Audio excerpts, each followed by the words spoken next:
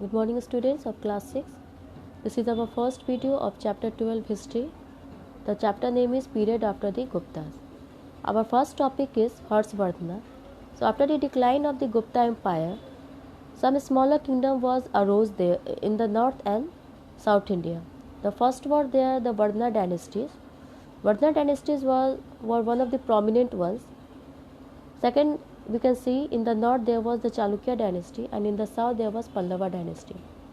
So first of all we will see here about the Vardhana dynasty. What was that? Vardhana dynasty. The Vardhana dynasty was the first. It was the first dynasty after the decline of Gupta Empire, and the first ruler of Vardhana dynasty was Prabhakar Vardhana. The capital of Vardhana dynasty was Thaneshwar. But Prabhakar Vardhana was succeeded by Raj Vardhana, who was cunningly murdered by the ruler of Bengal. Shashank. Shashank was the ruler of Bengal, and he cunningly murdered the Raj Vardhana. But after the death of Raj Vardhana, at the age of 16 years, Harshvardhana he ascended the throne in 606 AD, and he ruled till 647 AD. Harshvardhana he also described as the one of the last greatest Hindu emperor of northern India. So he extended his empire over the vast region of eastern Punjab, UP, Bengal, Bihar, Orissa and parts of the Himalayas in the north and up to Narmada river in the Deccan. Now we will see here the sources of the Vardhana dynasty. What were the sources? So how did we get detailed information about this Vardhana dynasty? So we got the detailed information about the Vardhana dynasty from the account of Chinese pilgrims Huang Sang.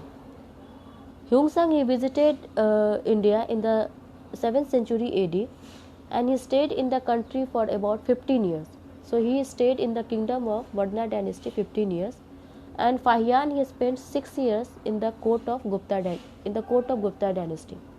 So Huang Sang he described about in his account he described about the Harsa's court and life of those days. Some more important literary sources of the Vardhana dynasty were there. That the biography of Harsa was named as Harsa Charitra. That Harsa Charitra was written by the court poet of Harsa. That name was Banabhat. Banabhat he wrote the biography of Harsa, and the name of the book was Harsa Charitra. Next we can see the administration under the Harsa. So Harsa's administration was continued with a system which was introduced by the Guptas. So as in the Gupta's dynasty also, we have seen that Guptas himself he involved in the management of day-to-day affairs. So there was the decentralization of powers. So here also we can see that the powers were decentralized. Powers were not only in the hand of the king. Also you can see that he was assisted by a council of ministers, and this council of ministers was headed by a chief minister. Some other important officers were also included that like Mahasamanta, Kumar Matya, Upadika Vishapati, the commander-in-chief, the chief of the cavalry forces and the chief of the elephant forces. So these all officers were included under the administration of Harsa. Also we can see the condition of farmers. They have to pay 1/6 of their total production of the crops to the king, and the revenues were also earned from the trade and commerce. The taxes which were collected that were spent on the welfare of the people of the kingdom of Vardhana dynasty. Now we will see here the social conditions of the Vardhana dynasty. So Huang Sang he noticed that in the Vardhana dynasty untouchability was existed. The untouchables, their condition was not good. They lived outside the village. With outskirt of the village they have to live, and they ate garlic and onion. The untouchables they would announce their entry. Means whenever they entered in the village, they have to shout loudly so the other peoples might keep away from them. And this descriptions, it was described by the Huang Sang. So Huang Sang he noticed all these things. So he said that it means that there was an accurate social disparity between the various castes during the Harsa's time. It means untouchability was also existence between the various castes. Next we can see the education and culture. During this time, Nalanda was a famous Buddhist university, and according to Hyung Sang, who had also studied here, Hyung Sang also studied in Nalanda University. That university was supported with the revenue of 100 villages. Harshvardhana, he followed a religious tolerant policy. Means he was not only the follower of Hinduism, but also he became the great follower of Buddhism also. And Hyung Sang Harsa, he built numerous stupas in the name of the Buddha.